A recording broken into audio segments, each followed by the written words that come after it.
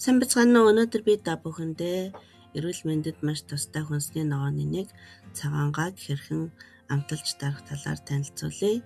За эхлээд цагаангаагаа цэвэрлэн шороотой хэсэг буюу мөн хатуу хэсэг тэгээд хальсалж бас цэвэрлэн.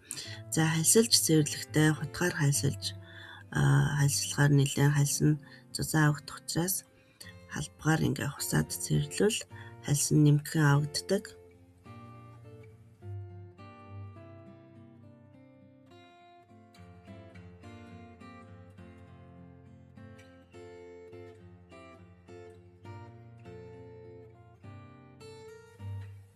Цагаангаагаа хальсалж цэвэрлсэний дараа маш нэмгэн хэрчин за 1 мм юм уу эсвэл 1.5 мм-ийн зузаантайгаар хэрчин.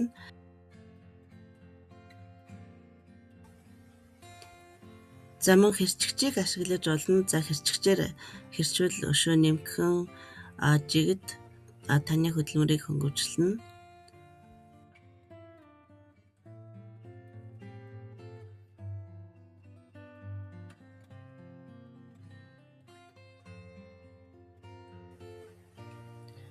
За ингээд бэлэн болсон цагаангаагаа буцалж байгаа усанд хийгээд 1-2 минут орчим буцалгаад авна. За ингэхдээ нэг чимэг давс хийн.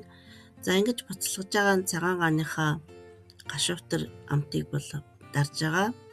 За ингээд буцалгаад авсны дараа сэдгэн савнд гаргаад усын шавхаж хөргөнө. За ингээд хөрсний дараа нэлээд сайн базаж шахаж усын шавхаж өгнө.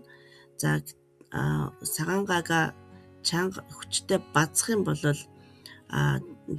гэмтэх учраас дээрэс нь 2 гараараа дарах маягаар ингэж усын шавхаж өгнө.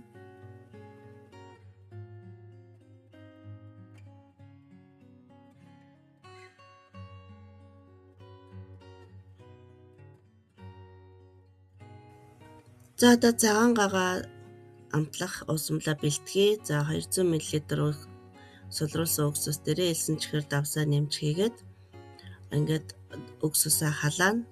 За буцлахгүй нэлээд халаад элсэн чихэр давс маань хайлаад ирэхээр галаа унтраагаад ингээд дээрэс нь халуун нар нь цагаангаан дээрээсээ нэмнэ. За ингээд цагаангаа маань хөрснөө дараа шилэн савнда савлна. За энэ удаад 400 мл-ийн шилээр дүүрэн болсон байгаа. За шилээ баг зэрэг ёроолоор нь ус хийгээд 5 минут орчим пэйжэнд 5 минут орчим эргүүлээд ингээд шилээ хариуцсан байгаа. За маш амттай цагаангааг та бүхэн минь хийгээд үзээрэй. За цусан дахь сахарыг бууруулахад маш ач холбогдолтой учраас гурилтай хоол, магтай хоол зэрэгт хачир болгож өдөр тутамдаа хэрэглэж заншаарай. Анхаарал тавьсанд баярлалаа. Баяртай.